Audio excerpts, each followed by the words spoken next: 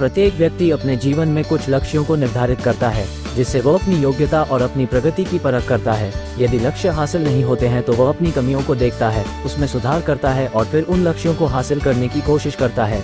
कई लोग अपने लिए लक्ष्यों को निर्धारित करते हैं और उसको पाने के लिए रणनीति भी बनाते हैं, लेकिन वे असफल होते हैं। भगवान बुद्ध से जुड़ी एक प्रेरक घटना। भगवान बुद्ध को जब ज्ञान की प्राप्ति हो गई तो फिर वे संसार को उस ज्ञान से आलोकित करने निकल पड़े। भगवान बुद्ध किसी गांव में जीवन के विभिन्न आयामों पर प्रतिदिन व्याख्यान देते। उनके प्रवचनों में जीवन का सार छिपा रहता। उनकी बातों को लोग बहुत ही गौर से सुनते थे। एक व्यक्ति बिना नागा किए उनके व्याख्यान सुनता। काफी समय बीत जाने के बाद भी उसने अपने अंदर कोई विशेष बदलाव नहीं पाया है। इससे परेशान होकर वो एक दिन बुद्ध के पास गया और बोला कि वह लंबे समय से एक अच्छा इंसान बनने के लिए उनके प्रवचनों को सुनता रहा है, लेकिन इससे उसे कोई विशेष लाभ नहीं हुआ। वो एक अच्छा इंसान नहीं बन पाया, उसमें कोई बदलाव नहीं आया है।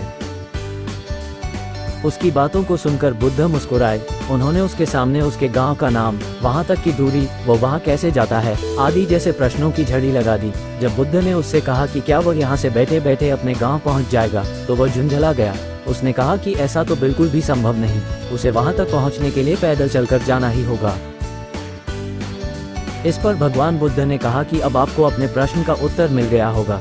यदि आपको अपने गांव का रास्ता पता है, लेकिन इस जानकारी को व्यवहार में लाए बिना वहां नहीं पहुंचा जा सकता है, उसी प्रकार यदि आपके पास ज्ञान है और आप इसको अपने जीवन में अमल में लाए बिना एक बढ़िया इंसान नहीं बन सकते। ज्ञान को अपने व्यवहार में लाना आवश्यक है। इसके लिए आपको दृढ़ निश्चय के साथ निरंतर प्रयास करना होगा।